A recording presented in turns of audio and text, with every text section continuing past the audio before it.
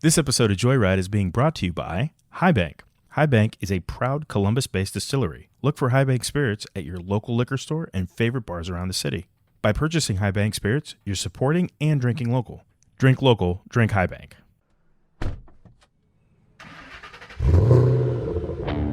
You're listening to Joyride, a podcast for people who love cars. Now sit back and enjoy the ride.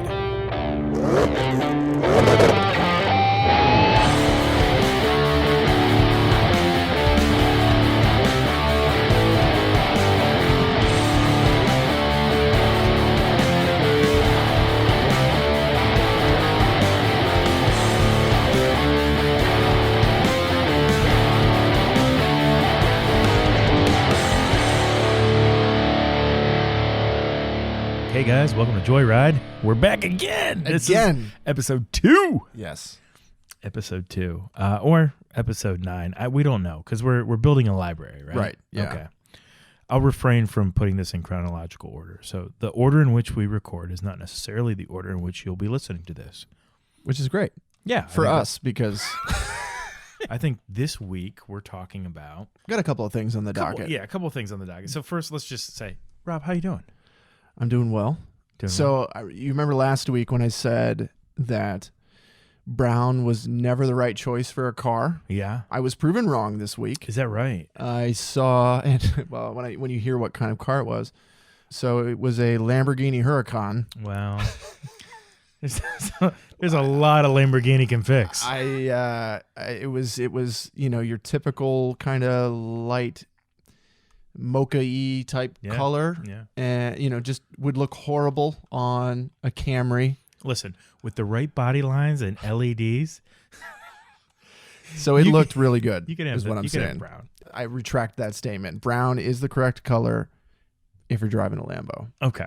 All right. So, or could be the correct color. Could be. Yeah. There are better colors. Do you think it was wrapped? Like, what's your feeling on wrapped supercars? It kind of it was far away. Yeah. So I wasn't right up on it. I was driving, so I was probably like 100 feet from it, and it seemed like it had almost like a purpley like offset to it. So it was like brown in direct sun, and then like kind of in the shade, it seemed kind of purpley. So my guess was a wrap. I've never seen a Lamborghini that color. I used to hate wraps. And this is kind of side comment, but I have grown to like them for two reasons. One was my own ignorance. I think the opportunity to change the color of your car without ruining its resale potential or general appeal is fantastic now. It allows you to personalize, what you like. It speaks to you. It can be a completely different car if it's lime green and you're driving it versus lime green and I'm driving it. Absolutely, right? Yeah. But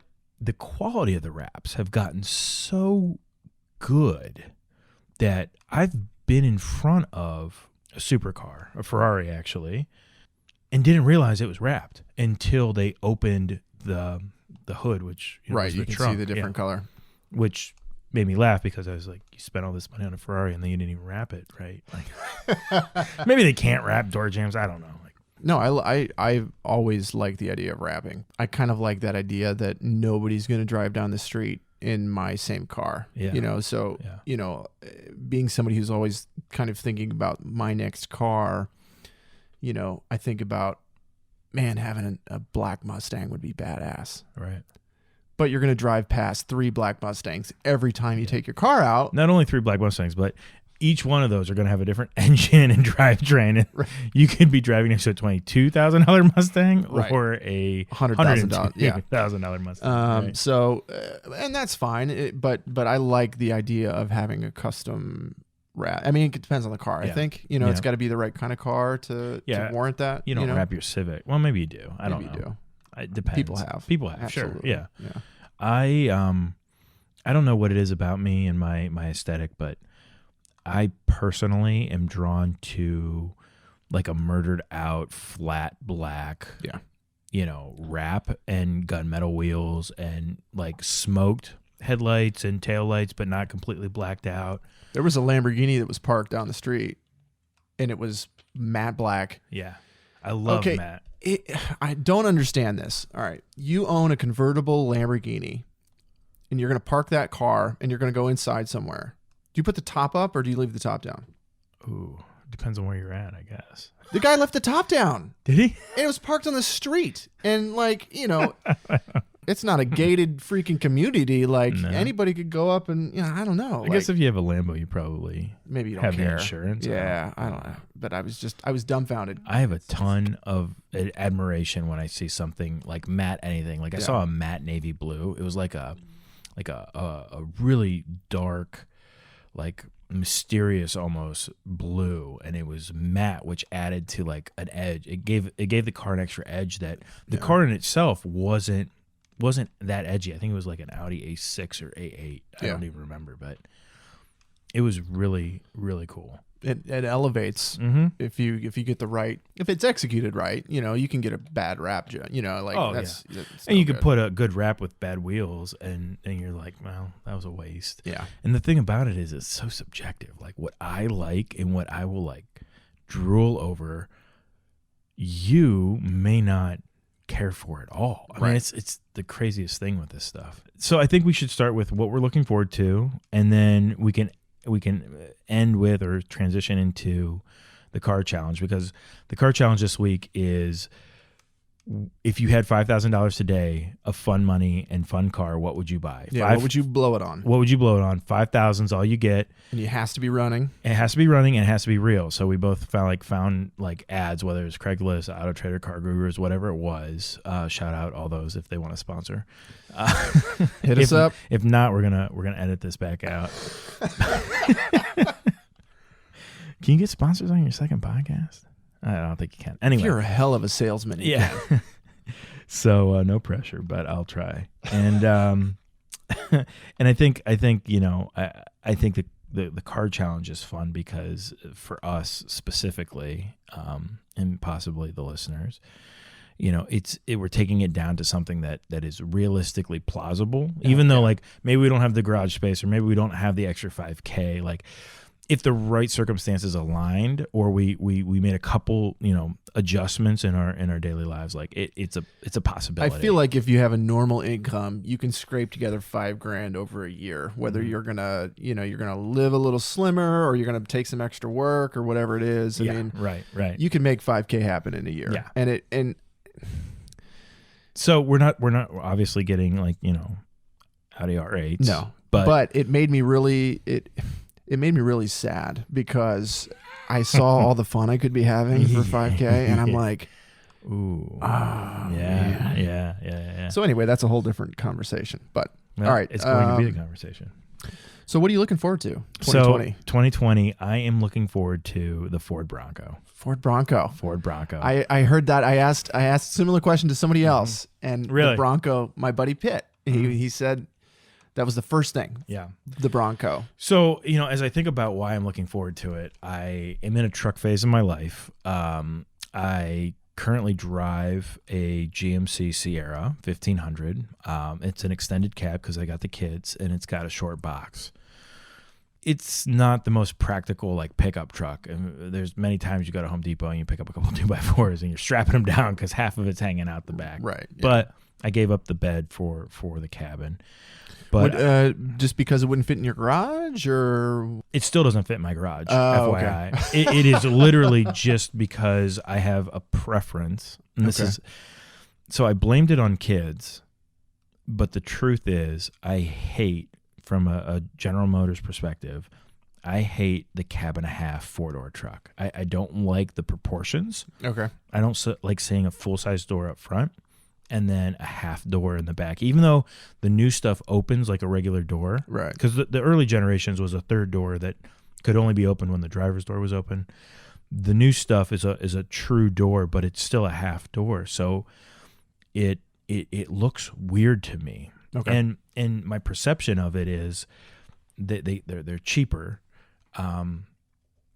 marketing ploy, I'm sure, but the full cab, like the quad cab, for General Motors specifically, is more expensive. So when I see somebody rocking, top of the line, like LTZ package, and they have the 20-inch wheels and they have the fog light, the whole thing, I look at the doors. I'm like, but you didn't go, you didn't go all the way.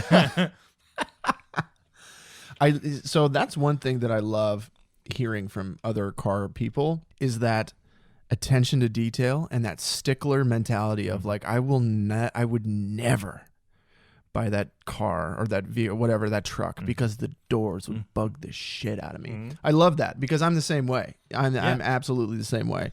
And I find that incredible. I had a guy at work one time ask me, he got in a pretty bad car accident. He's okay. But it totaled his car, and he was on a fixed income of sorts. And so he had to do a lease because the payments fit into his budget, and the payments he was working with afforded him either a Mazda, what do they call Mazda 3s? Mazda 3, yeah. Or a Jetta, like a baseline Jetta. Sure. And he asked me, what would I get? And all else equal, I told him the Jetta. And he goes, why? And the only thing I could come up with, and I felt so passionate about it, it was kind of funny, was when you shut the door, when you get out of the car and you shut the door of a Mazda, the sound and weight of that door is not the same as the sound and weight of a door on a Jetta. Right. And he laughed. He was out of his mind, like making fun of me. Like, that is the stupidest reason I've ever heard.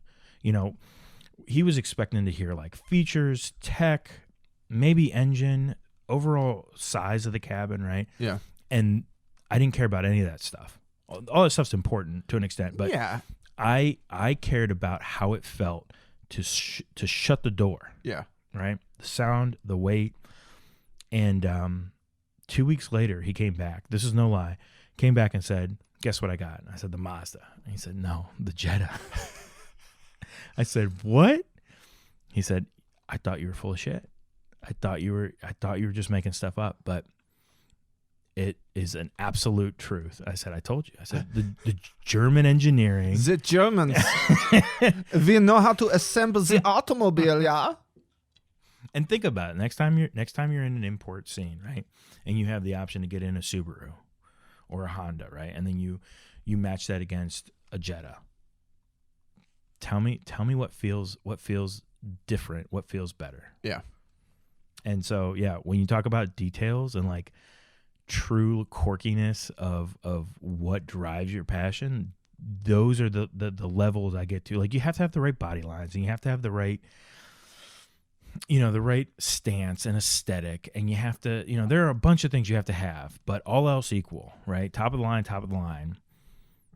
The deal breaker for me is, shutting the trunk lid, closing the driver door when you're getting out of it and walking away from it, right? So the Bronco is to me, because I'm in this truck phase, an interesting and intriguing concept, and I'm not all in on it. I'll be honest with you. It's not because it's a Ford or a Chevy thing. I have a bias and an implicit bias, I guess, with GM, just because that's how I grew up with my dad. But my wife's in-laws, like her grandparents worked for Ford, so everything they own is Ford. So I've come around to Ford, and I actually really like a lot of what they have.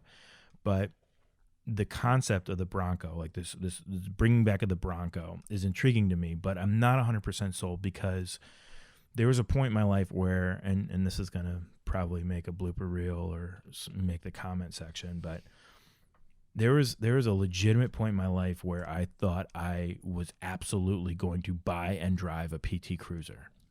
Oh, really? Yeah. Oh, man. So when the PT Cruiser came out, all we had were concepts, like renderings and drawings and, all the major car talking heads, and their review sites had all these different pictures and guesses, right? And I literally had a poster of the PT Cruiser that I hung on my wall. I thought it was an innovative style. It harkened back to like the 30s and 40s. I was in. Yeah. And then I saw one in real life. And I was like, oh, what? Like, what a miss. Right. Like, building on a Dodge Neon platform. And it was the most disappointing the most disappointed I've ever been, like, as a car enthusiast, and the HHR didn't help. You know, like, it was all bad all the way around. Didn't matter what you did to it. It didn't matter. You know, like, the HHR had a like a woody version where they put like fake, wood paneling. It was all garbage. It was all horrible. So I have a lot of hope for the Bronco, but if they do it wrong and it's not a true truck or off-road vehicle, I may retract this. Yeah. So I think the first one for me, as I have a couple. Okay. Is got to be the Toyota Supra. Oh. Really? Yeah. So that had a lot of like negative it press had around it. and I think rightfully deserved. Mm-hmm. I think the initial when it came out that they were going to partner with BMW and they were going to develop the new Roadster and the Supra at the same time. Listen, they deserved all the criticism they got, for sure, and they still deserve it now. That because I think it's something like there's 60 BMW badges on the Toyota Supra. If you look for, is that right? Just manufactured parts, like if you're going to pop the hood or if you're going to look, like just different, you can find something like that. It's I don't know the exact number, so don't quote me on it, but it's somewhere in the vicinity of like 60 different BMW logos on pieces that are in the Toyota Supra. Yeah. All that aside, I was heartbroken when I found out when they canceled the Supra. I thought I still love the way that car looks, the Mark IV, not the new one. I like parts of the new one, but I love that Toyota is finding a way to get back into the sports car game. Right. Yep. And if they have to partner with BMW to get there, then I think that's awesome. See, personally, I feel like it's a cop out, and like being of a business background, on paper it makes a lot of sense. You share a lot of the R&D costs. Share a lot of the R&D. Yeah. Share a lot of the production and manufacturing costs. It makes a ton of sense, and you get this cross-pollination of engineering expertise, right? I mean, it makes all the right sense, like on paper, but in practicality, every time there's been a partnership with a car, I've always hated one and liked the other, but not like the other enough because of the negative stigma I have. The drawbacks from on the who sister vehicle. Yeah. So, the Saab 9, I guess it's a 93X, and the Subaru Impreza are the same car for, I don't know, early to mid 2000s. And it's like a rally wagon thing. Yeah. And I love the Saab. I hate the Impreza version, but I hate them both because the Saab didn't go far enough with its Saab identity, and the Impreza was too generic. Yeah. And the Supra is the same way because it shares the same platform as the Z4, I think. Yep, it does. And for all the same reasons. And then we were talking earlier about the Chevy SS, right? That's a car that was built in Australia in partnership with an Australian car company. And I'm going to butcher the name, so I won't even say it. But, that is a cooler car in Australia than it ever was here in the States. And evident by the fact that it's got a niche market and was only in production for 3 or 4 years. Yeah, right. It was quick. But so I took a lot away from your No. I think it's fine. And like I said, I feel like they deserve all that criticism. From what I understand, basically what happened is BMW and Toyota got together, and they both agreed back and forth on a chassis. And once they got the chassis done, they were like, "Cool, this works for us," and they both went their separate ways, and then developed the engine. So there's been a lot of reviewers that say that the Supra drives way different than the Z4 or Z4, as our brethren call it. Real car reviewers. Right, yeah. Z4. Z4. But lots of people are noticing that they do drive very differently. They're styled very differently. The Supra is a bit of a mixed bag for me styling-wise. I think it's probably the best looking car, like rear 3/4 view of anything under $100,000. I think they did a hell of a job styling the rear end of it. Yeah.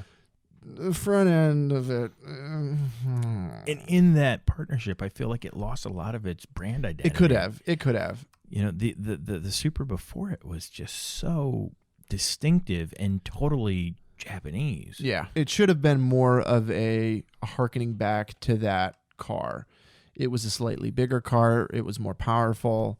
But I don't like the way the front is styled very much at all. I thought the original headlights of the Supra are probably like one of the most iconic headlights of any car. Yeah. You know, I felt like was room to do an evolution on those and not go just totally away from them the way they are. Yeah. I'm waiting for attention third-party bumper and headlight manufacturers. I'm waiting for you to take the housings of the Supra and pull those headlights and the front bumper off and do something that actually looks good. Yeah. Because I don't think it does. Now, I haven't seen one in person yet. Yeah. And I've heard that from everybody, every reviewer out there that's made a video on the Supra, all universally say the car looks way better in person than it does in pictures. Mm. But I'm just psyched about it because I feel like Toyota, they did do the partnership with Subaru with the 86, the 86 twins, and that seemed to go well. But the problem that everybody says with those two cars is they're underpowered. They're not fat. They look like a sports car. The rear wheel drive, you know, the proportions are right. I think that car, the Toyota 86, is a fantastic. Well, it used to be. They facelifted and it looks not so great anymore. But proportion wise, the overall size of it, is a great car.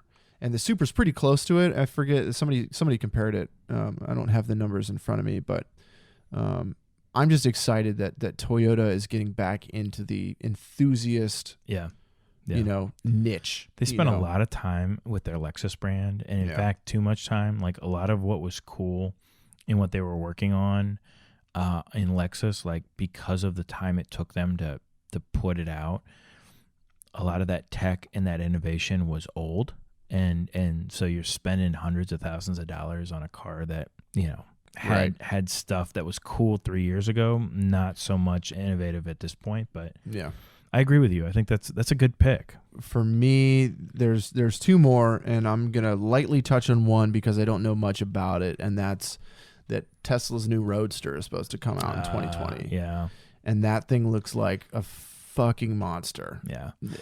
Do you think Tesla is like a one-trick pony though at this point? Like, they've got the battery down, they've got the drivetrain, they've got the performance, but that doesn't change. Like the variation we have in horsepower and torque across platforms is unreal. For a lot of us, at least me, like that draws me into the car culture a lot more. I think Tesla, in my opinion, is making a very great electric car. Yeah.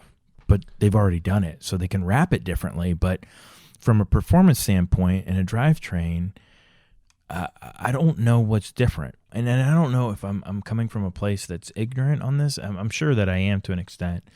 But there was a huge leap. It does 0 to forward. 60. Okay, so the new Tesla 2020 Roadster is supposed to have a 0 to 60 time of 1.9 seconds. Oh, man. With a top speed of over 250 miles an hour. Now, I don't...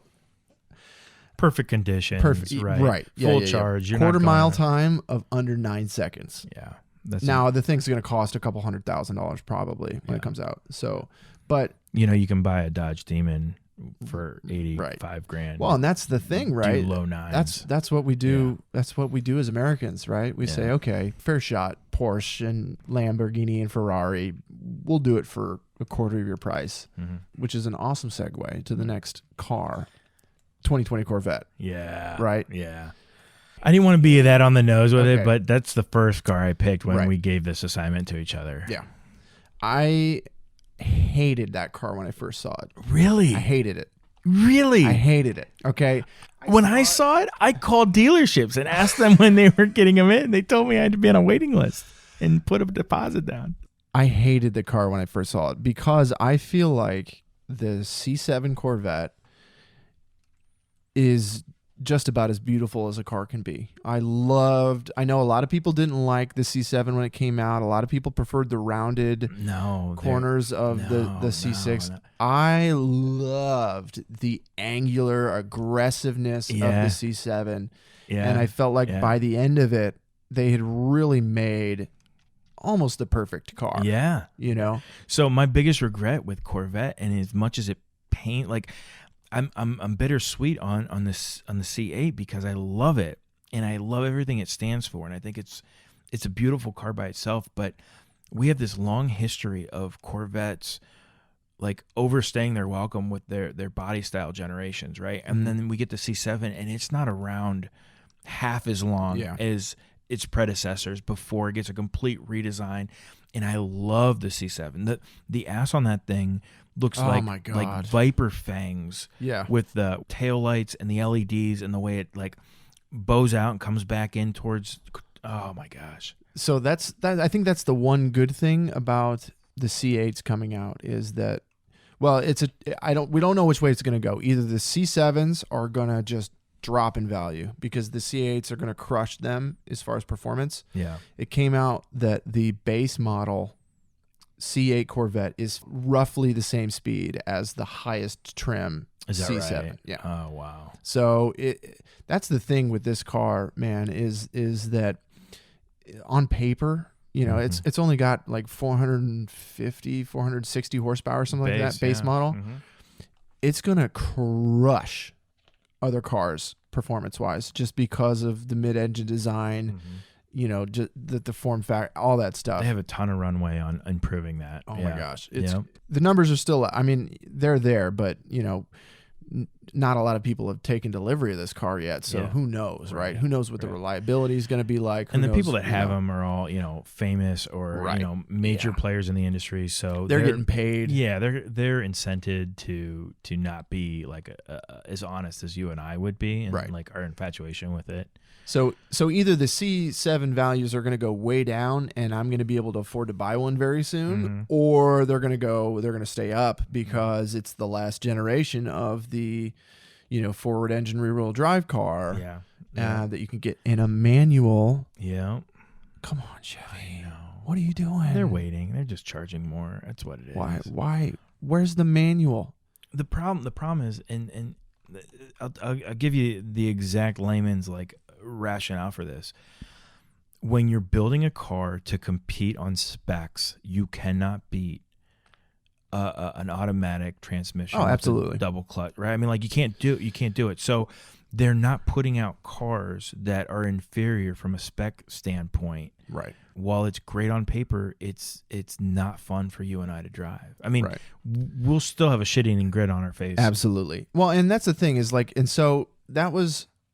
So I'm getting around to it, right? I hated the way that car looked when I first saw it because I loved the C7 Corvette so much.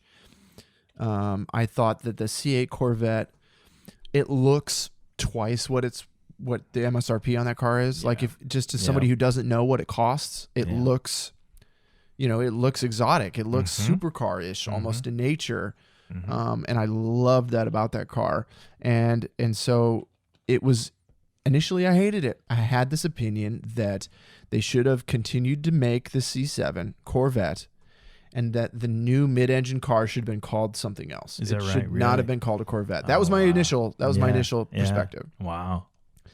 And I still sort of am torn on that, but I understand that. Do you think part of that's because we didn't get enough time with the C7? It could have been. Yeah. It could have been that. But I think, you know, realistically speaking, modern day car companies, you can't carry more than one car in a certain category, generally speaking. Well, now they're crossing categories, right? The Camaro and Mustang were in a class by themselves, and the Corvette enjoyed this carve out like sports car, supercar balance, right? But now everything is coming out. Even Camaros and Mustangs are putting up numbers that rival these European, you know, supercar brands, double, triple the cost, you know. And you're like, so who's the buyer for the new Mustang, right? Who's the buyer for the new Camaro? Same person who's in the market for the C8 or the Ferrari, like right?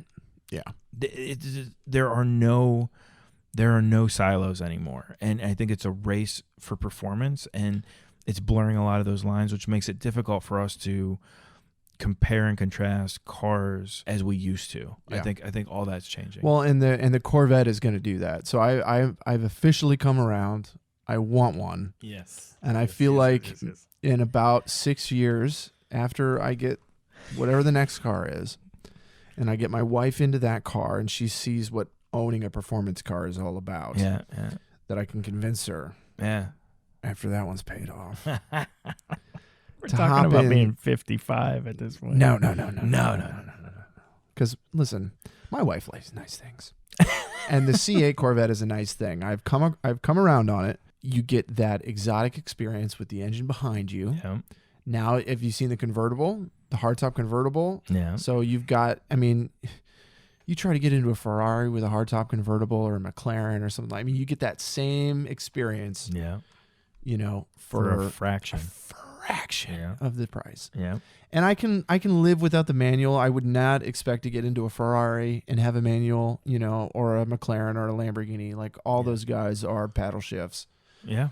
So I've come around. But on those that. brands are like having a resurgence in like the early 2000s. Like if you can find a Lamborghini Gallardo, yeah, with a gated manual shifter, that thing is exponentially more today than it was 3 years ago. Same thing with Audi R8s. Yeah. And those first gen R8s with the gated, giant, like it looks like the size of a Coke can shifter, you know, but it was gated. It was awesome. Yeah. So I'm looking forward to seeing them on the Corvettes on the roads because I think they look, with exception to, okay, and here's much like the car door thing with you. If you look at the Corvette, and I'm going to pull up a picture, and I'm going to put this in the show notes for everybody to see. There is one thing about the Corvette that bothers the hell out of me.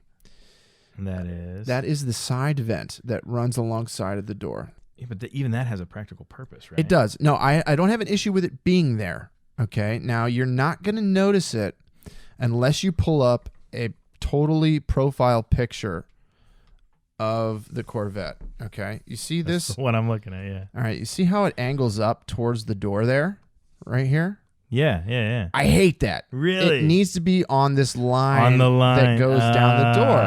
And it looks horrible. Spoken like a true designer. Oh my God. It drives, and it wouldn't take much. Just angle that guy a little bit. Look at the highlights and lowlights of that picture, though. Like, I mean, just, it is perfectly sculpted. It is a beautiful, beautiful car. But I'm hoping that in 2 or 3 years, they've realized the error of their ways. Attention. And just change that.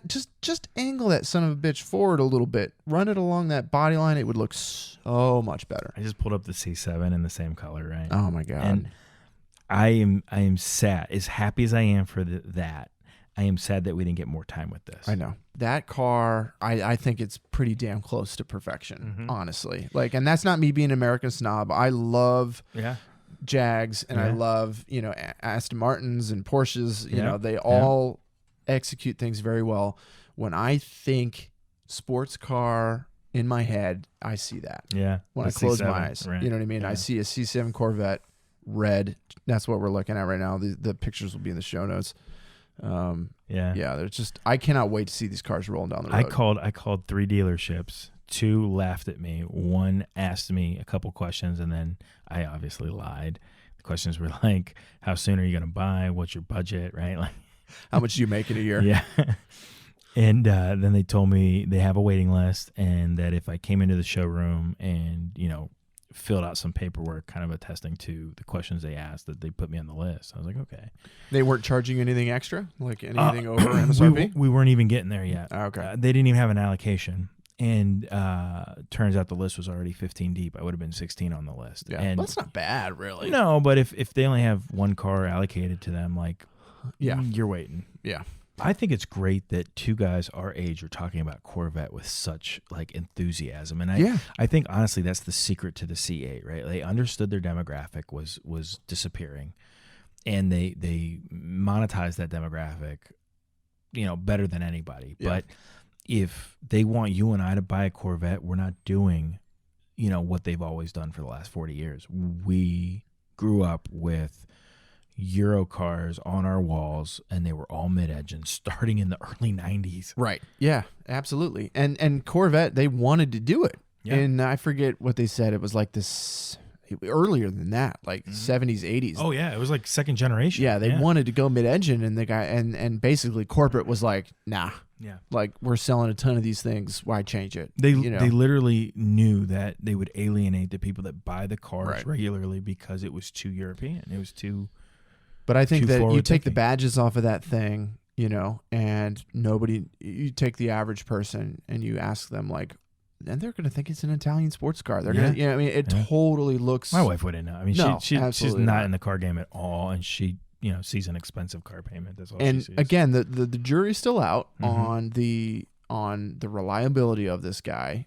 Does anybody buy this kind of car, or it's pure for reliability?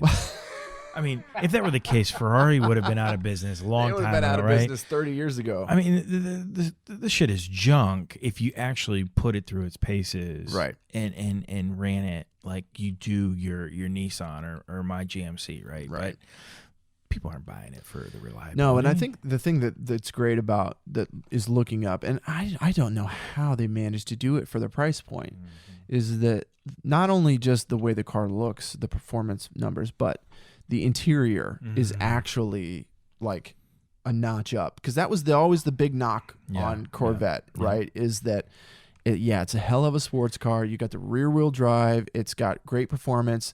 It looks cool on the outside, but you get inside one and it's like a Motel 6 in there, man, Yeah. But the new one, by all accounts, like even like the base model trim, it's got leather stitching on the dash.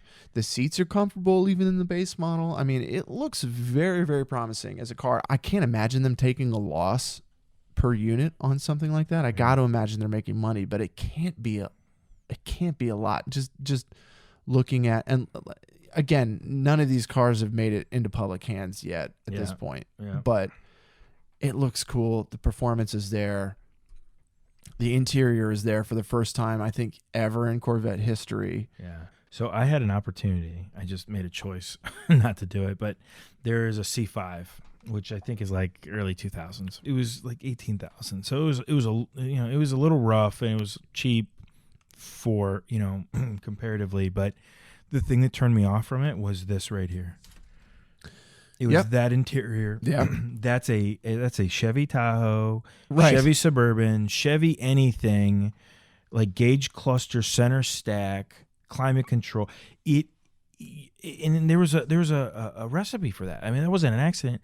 They made a general practice of sticking, C- interiors in $60,000 cars. Right. And that is junk. Yeah. That is a garbage. It doesn't age well. No. It's tough to buy a Corvette used that's very old, because it's just junk and it doesn't hold together very well. I mean, but if you can ignore all that, Right. Yeah. it's a fantastic car. Yeah, it's a very light, fun car with 400 horsepower. Right.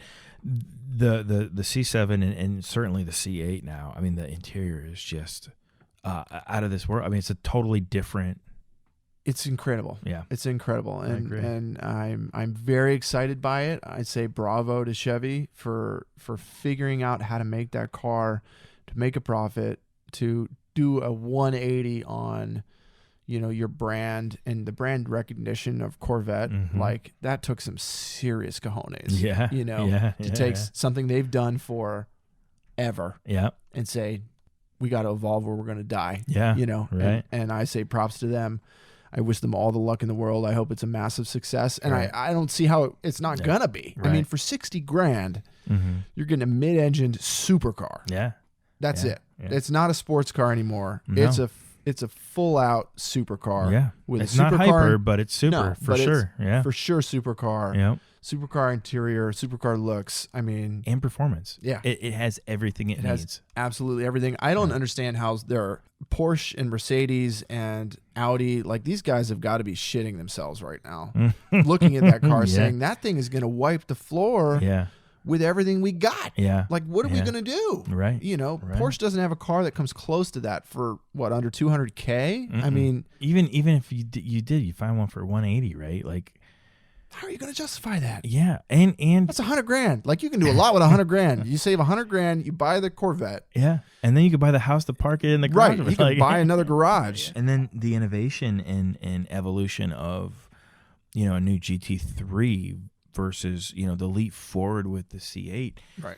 It's laughable, right? I mean, like, there's nothing wrong with the GT3. No, it's a absolutely beautiful not. car. I would take one tomorrow. Oh, absolutely. Absolutely. The performance is there, the thoroughbred brand. I mean, everything is on point, but it's a function of just operating at a high level for so long that even when they incrementally improve it, you know, comparatively is junk compared to the leap forward Chevy did with Corvette. Yeah, I mean, it would be like, a similar thing would be like if the base model Cayman that came out next year was as fast as as a GT3. Yeah. You know what I mean? Right. That's essentially what Corvette has just done. Mm-hmm. They've fired shots at all the European car makers and said, bring it on. Yeah. You know, like try and to even compete with domestically. us. I mean, domestically, Ford is busy building stupid performance Mustangs. I mean, Right.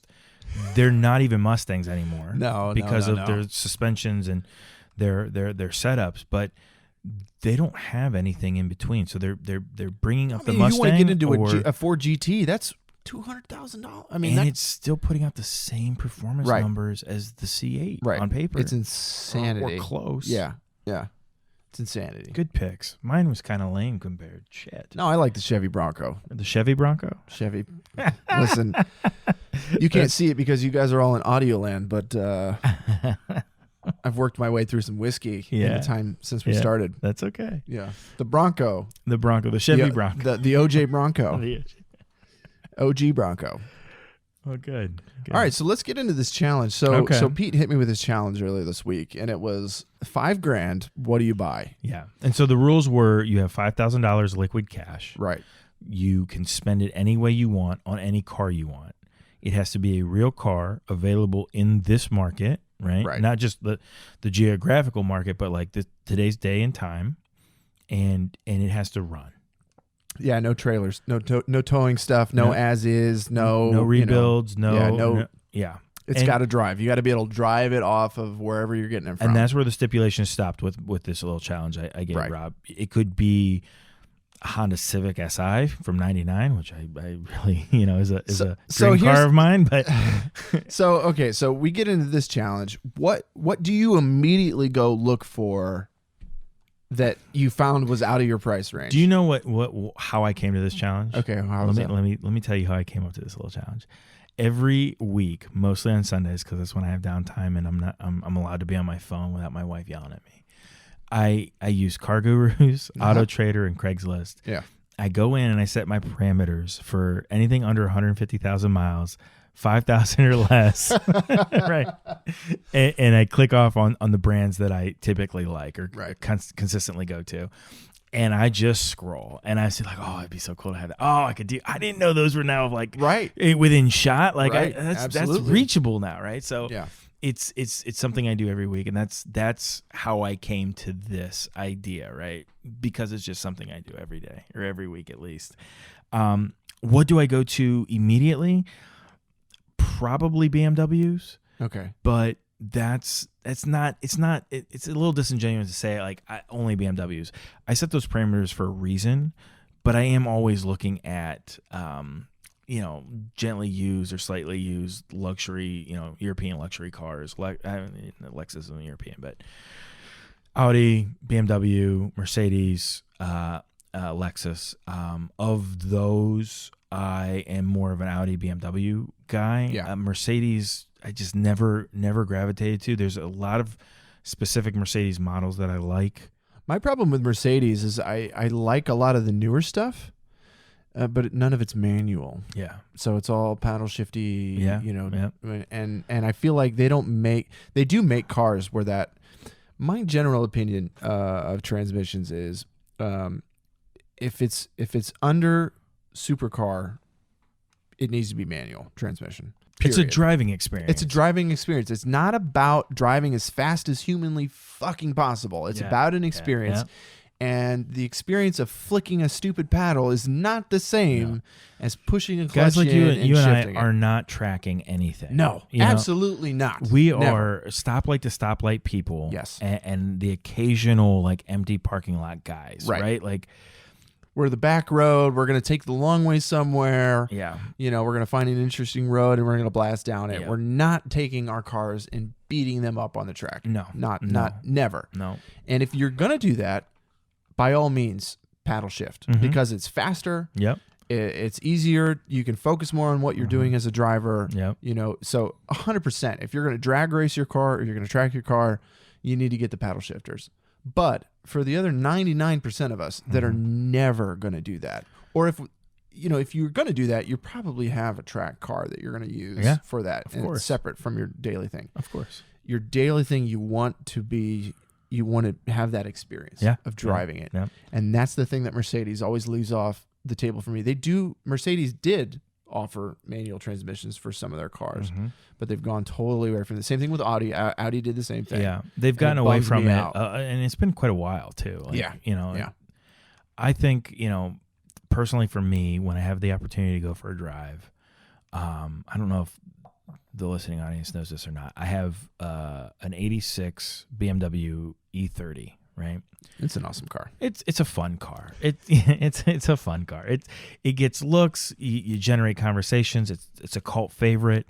I happen to be in love with the lines and the sheer analogness of the car. I think a lot of what deters me from really truly engaging and enjoying a car is a lot of the tech. While I can appreciate all of it, the analog nature of a car really still appeals to me, and it appeals to a lot of people. This still is very much analog.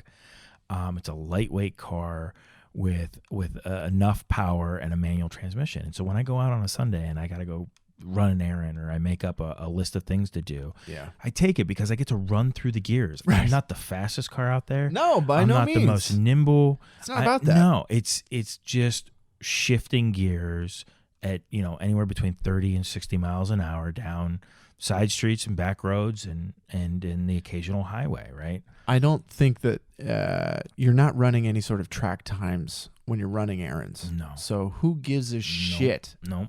How quickly you can shift from third to fourth. It bothers me. But anyway, that was the long way around. It was a long way, but that's fine. Yeah. That's what this is about. So $5,000. So you go. You have the luxury of. You sort of do this as your ritual on Sundays. I've never done the $5,000. Is that right? challenge. Okay. Yeah. Right. I spend lots of time on Car Gurus and Auto Trader, obviously looking at various price brackets for my next vehicle. Yeah. Like what would I get if I have 15 to spend? What would I get if I have 25 to spend? What if I have 35? Right. What would my choices be depending on what bracket I'm in? So I thought that for $5,000. I could get into a Porsche 944, and you can. Yeah. But they're beat to hell. Rough. They're rough. And you're talking for under about $5,000. You're talking about an early to mid 80s, Yes. maybe a late 80s, depending on the randomness of your search criteria, right? Yeah. And while you have the name and the nameplate, you're working with a Volkswagen 4-cylinder engine up front. So It's Porsche. rough out there.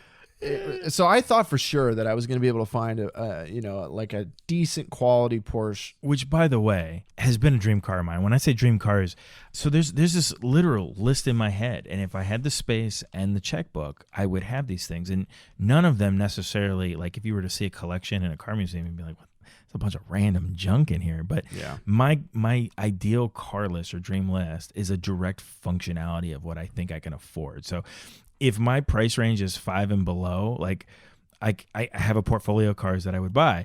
If at some point that's like 10 and below, like my garage changes completely, but it's completely and totally driven off of what's possible, right?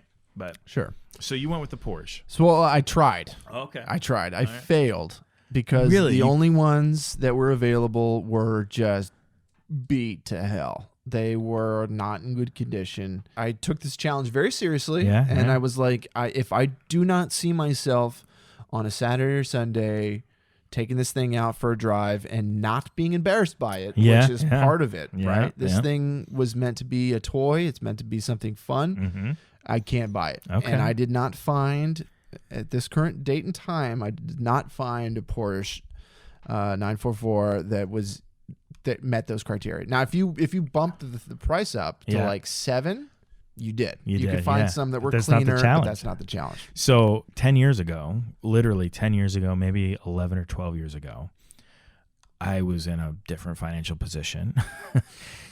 and I, that being one of my cars that I have always looked for and wanted, that car, that 944, 83 to 87, Yeah. 86 maybe, you could find between 28 and 3,500. Oh Yeah, man, yeah. so they've gone up. They've gone up. They've gone up. They've gone up. So So what'd you land on? So this is a whole process. So after that car, I was like, okay, all right, Porsche is out of the list. So I instantly went back to my attainable high school dream car, Okay. which was the late 90s Honda Prelude. Oh yeah. With Okay. the rectangle square headlights. The rectangle square headlights, Yeah. absolutely. Yeah. And it had the thin rectangle taillights. I loved that car. I thought it was amazing. And like I said, attainable for somebody who had a little bit more money than I did in high school. And actually, all things considered, I could have afforded that car if I knew how much I was going to spend repairing the car I actually got in high school. But that's a whole different story. So I looked for some Honda Preludes. Okay. And I was trying to find one with a leather interior Ooh. because the cloth interiors were horrible. So this post isn't up anymore, but Yeah, look at Yeah, that guy. yeah. that's sold. So I was trying to find a manual with a leather interior. I just wasn't finding one. No kidding. No, there were, like I said, there was some that were beat up. So you're telling me it's a tough road out there It's for a tough five. road for five. $5K Wow. for the Honda Preludes. I Now smoked the shit out of you. I got 4 cars. No. no, I have 3. I've got 3 choices, and we can figure out which one is I only the best brought one deal. with me, but go ahead. So I've got 3. So the Honda Prelude, I did find some, but again, they were cloth interiors.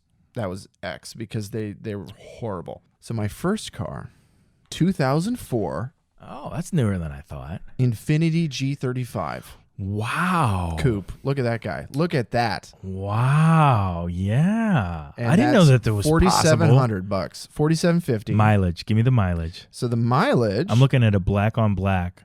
Okay, here's all right. 162,000 miles. So okay, Yeah, all right. But yeah. here's the thing: it's the second owner. The guy bought it. He's owned it for 13 years, and he bought it with 28,000 miles. So this guy clearly cared about the car. Yeah. He's done a bunch of work to it. He Okay. repainted it in 2012. Yeah. Black grille, tints, Yeah. window tints, It's a good looking car. valve. I mean, this guy valves, intake, air filter, different exhaust. So this guy clearly was an Yeah. enthusiast, cared Yeah. about the car, and basically said that after owning it for 13 years, just wants to get into something else. Car Sure. still runs great. Manual transmission. Yeah. It's black on black on black. It's Yeah. got nice rims on it that I like. Yeah. Wow. And I think that the G35, it's aged very well. I mean, It you look has. at that car, it doesn't look like a 2004. No. 2004, Mhm. sir. Yeah. We're talking Backstreet Boys are on the radio, you know? The interior is kind of sparse. That's okay. It's okay. That's okay. But for a toy, it's a clean interior. and the seats are in incredible condition. Yeah. Wow. For being for 160,000 miles. Those seats look brand spanking new. Yeah. V6. It's got a little bit of rust on the rear tire well there. Okay. So, but again, Yeah. we're talking sub You could $5 fix grand. that. Yeah. This car would be a blast to drive around in. Blast. Manual transmission, V6. You'd have a great time in this car. This car really hurt me. I was like, why? I need to come up with $5 grand and go get this thing because it looks stellar. It looks great. I will be 100% honest with you. I may or may not have been calling a couple different credit unions today to try to see what the payment would be for This is a 5 years. dangerous I know, challenge, I sir. know. It really was. It was a dangerous challenge. It really was. So I've got 2 cars. Okay. I'll You do go- one and then I'll do my Okay. second one. And the second one kind of came to me literally hours before this podcast. So Okay. I'm not sure that it counts, but we'll see if we can shoehorn it in. Okay. I found a 2008. Ooh. Yeah. 2008? Yeah. BMW E60 5 Series. For under 5? Yeah. What has it got? 300,000 miles on it or something? It's a 528i. So basic, bare bones. Right. First gen actually, E60. Okay. Like that beautiful blue. I don't know if they call it It's like not lapis. It's like royal blue. Okay. And cream interior, which I'm not a fan of. It shows a lot of wear, and this one had a little bit itself, but 138,000 miles. The only one. What was the price? $47.50. So same price as that. Yeah. Oh my God. Yeah.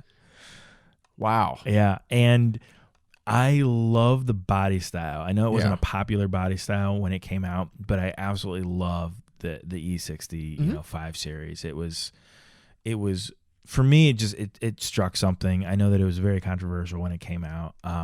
Had a lot of problems on the upper end models, especially like the M5 of that generation. It was just, you could total your car if at some point, like it was terrible, timing chains and everything. But I found it, and it's actually like 6-7 miles from us. Oh geez. Right outside of Bexley.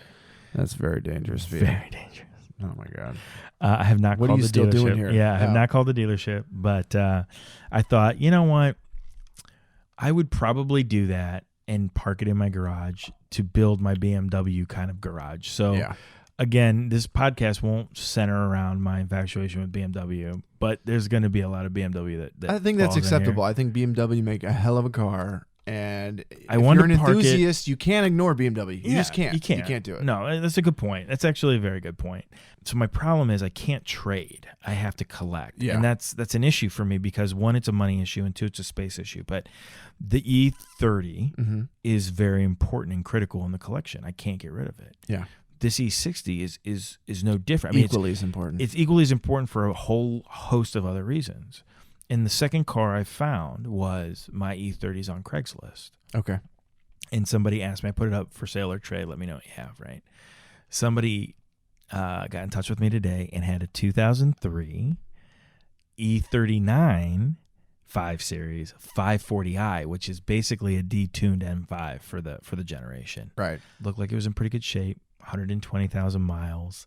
He wanted to trade even up. So how many miles is on yours?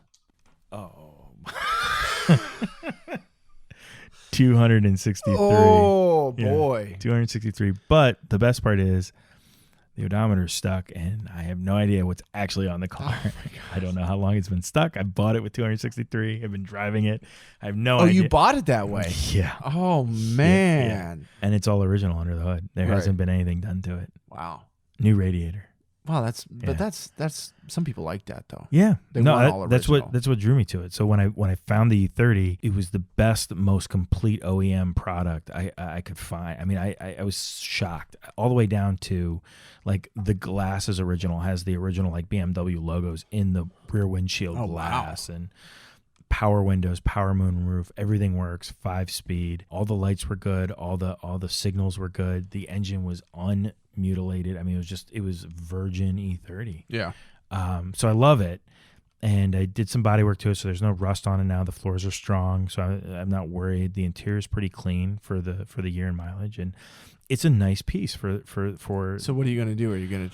Well, that's the thing. I told him. I said I can't. Let me even think about trade it tonight because I want both those cars. I can't. I don't know that I'd be okay with giving one up for the other. While I like the 03 540i, if I was going to make the switch, this would be the one because I saw the service records and like we were going through it pretty clean. I don't know that I could do it. I don't think you should.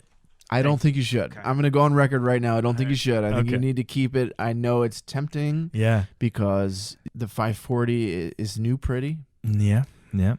But I think you would regret it. Is somebody what you said earlier is that you're a collector, right? You want to have, multiple generations of the BMW, whatever or whatever. Yeah. Yeah.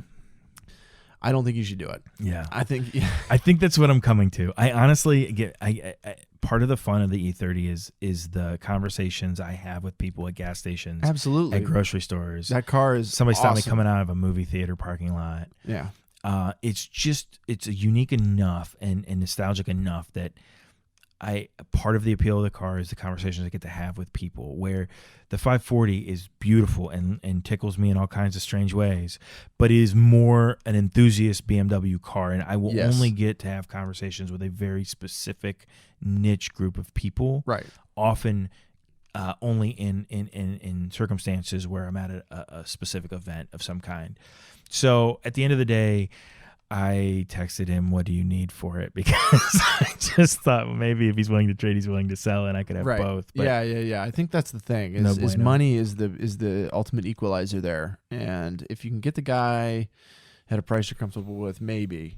So I have the E30 at 4,500 or trade, Okay. and he wanted to trade even up. So this is how I shoehorned it in for under 5. Right. No, that's fair. That's fair. It's a technicality. It's a technicality. Yeah, it it's a is a little bit. Okay.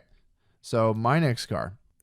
First thing I like I said, I went to the Porsche, no dice. Went to the Prelude, found some, Then I went to the other car, the other attainable car, the often forgotten 3000 GT. Mitsubishi 3000 GT. Do you remember that car? I do remember that car.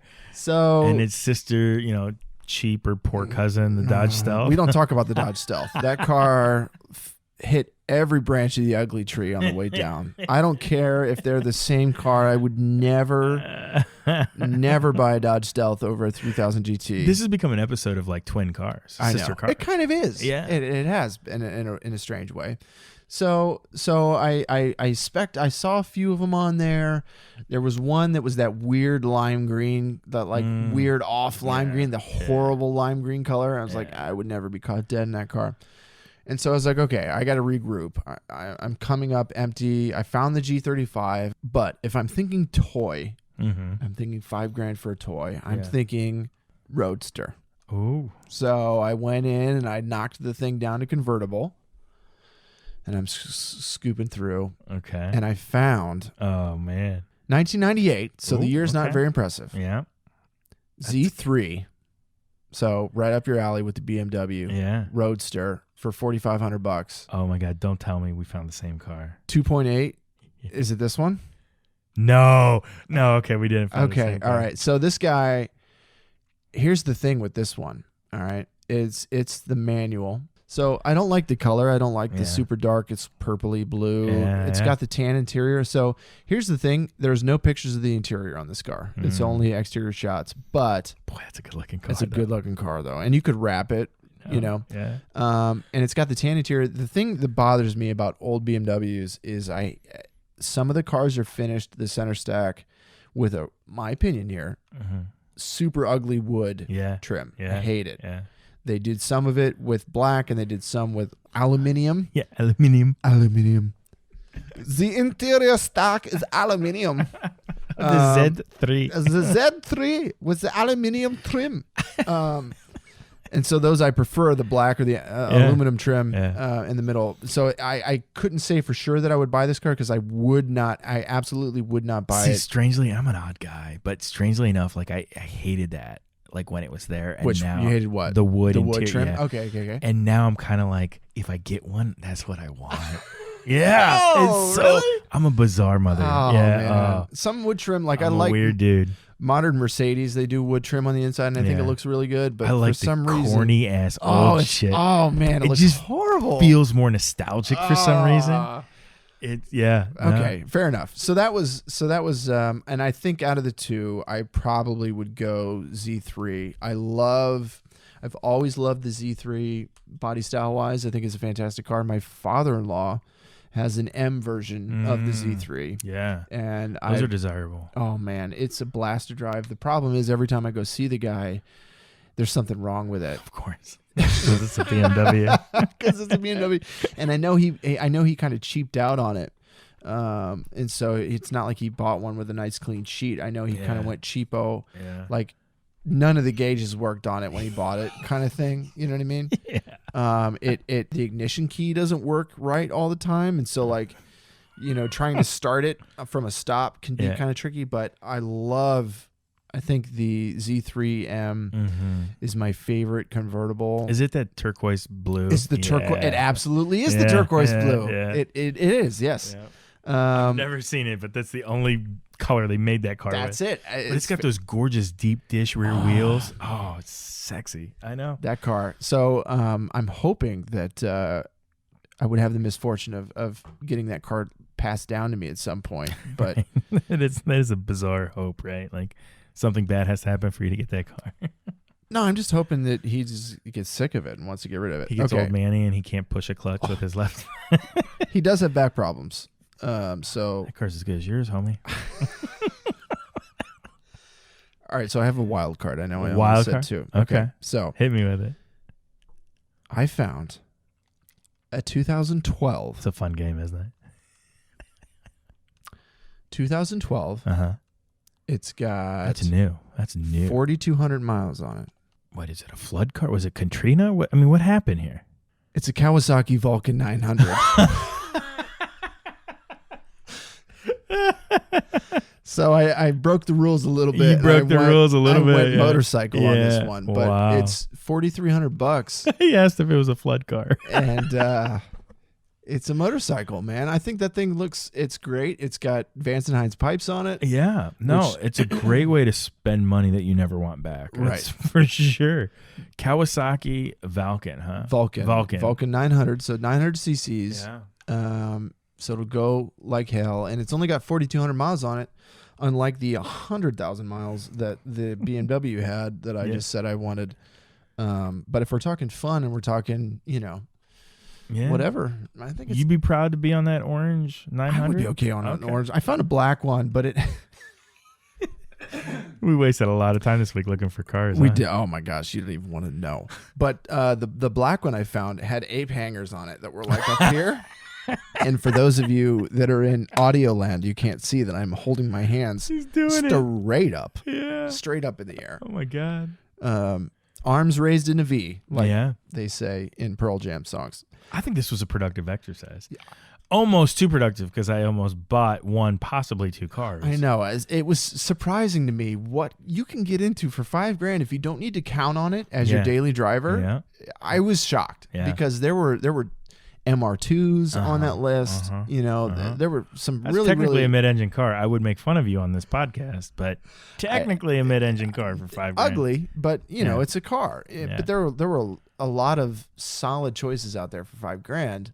It's a fun game, surprising. right? Like you got some money that's burning a hole in your pocket and some time to kill on a Saturday, right? Like go buy a car. Absolutely. Yeah.